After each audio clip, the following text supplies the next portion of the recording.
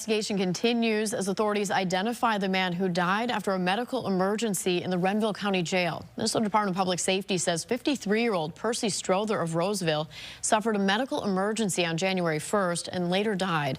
Minnesota Bureau of Criminal Apprehension says Strother was found unconscious and unresponsive in his cell just before 7:30 on New Year's morning by correctional officers.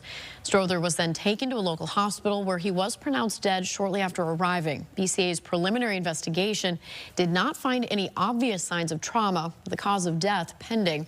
BCA agreed to investigate the death at the request of the Renville County Sheriff's Office.